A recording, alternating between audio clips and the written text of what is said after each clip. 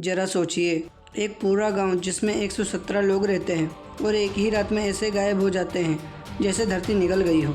ये है रोनोक कॉलोनी का राज, जो दुनिया के सबसे बड़े रहस्यों में से एक है। मैं हूं मैस्टिक सनी और थंबनेल देख के आप लोग जान ही चुके होंगे, तो चलिए शुरू करते हैं।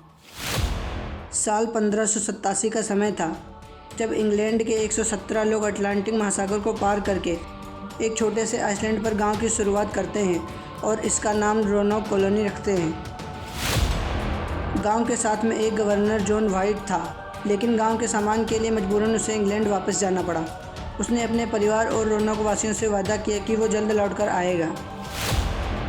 इसी के दौरान इंग्लैंड और स्पेन के बीच जंग छिड़ गई और जॉन व्हाइट अमेरिका 3 साल बाद पहुंचा। और जब वो रोनोक वापस लौटकर आया तो उसने जो देखा उसने पूरी दुनिया को हिला कर रख दिया। पूरा गांव खाली था, गलियां वीरान थी, ना कहीं खून ना ही कहीं लड़ाई के निशान थे। तब से लेकर आज तक इस राज को समझने के लिए कई थ्योरीज सामने आई हैं। कुछ लोग कहते हैं कि स्पेनिश आर्मियों ने उन्हें ख़त्म कर दिया होगा, क्योंकि उस समय इंग्लैंड के साथ जंग चल रही थी।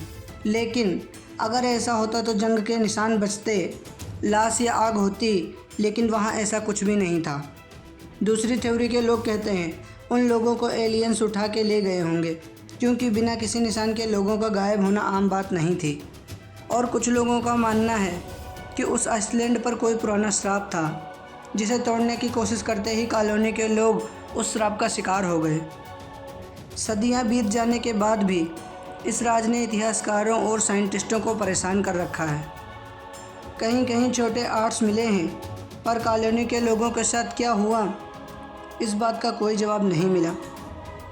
और हर रिसर्च के बाद राज और गहरा होता गया।